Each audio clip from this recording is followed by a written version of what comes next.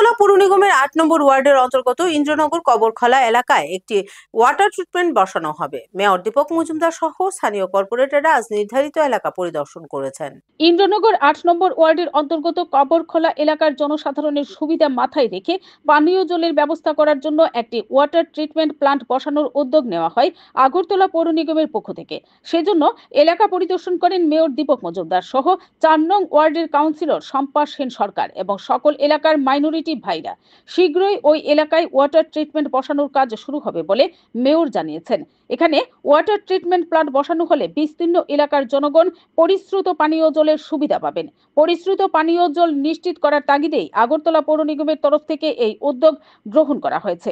Mayor Dipak Kumar Majumdar এ ব্যাপারে সকলের সার্বিক সহযোগিতা আহ্বান করেছেন। Bureau report, BTV Tripura news. সংখ্যালঘু নেতৃবৃন্দ ভাই বোনেরাও এই এলাকার সার্বিক পানীয় জলের সমস্যা নিরসনের জন্য তারা এগিয়ে আসবেন, এটা আমার বিশ্বাস। এখানে প্রায় 2 কানি জায়গা আছে, এখান থেকে প্রায় 5 থেকে 6 ঘন্টা জায়গা আমাদের প্রয়োজন রাস্তা করতে। একটা সাইডে আমরা করবো। তো আমার মনে হয় আপাত দৃষ্টিতে এটা আমার মনে হয় তাদের সেন্টিমেন্ট এক বিষয়, আমার মনে হয় খুব একটা অসুবিধা হবে না। এবং যে জায়গাতে এই কবরস্থানে যাদেরকে কবরস্থ করা হয়েছিল তাদের পরিবারের সঙ্গে আলাপ করে তাদের ফলক আমরা আলাদা লাগিয়ে দিব, যাতে তাদের শ্রদ্ধা বা স্মরণ করার মতো পরিস্থিতি থাকে।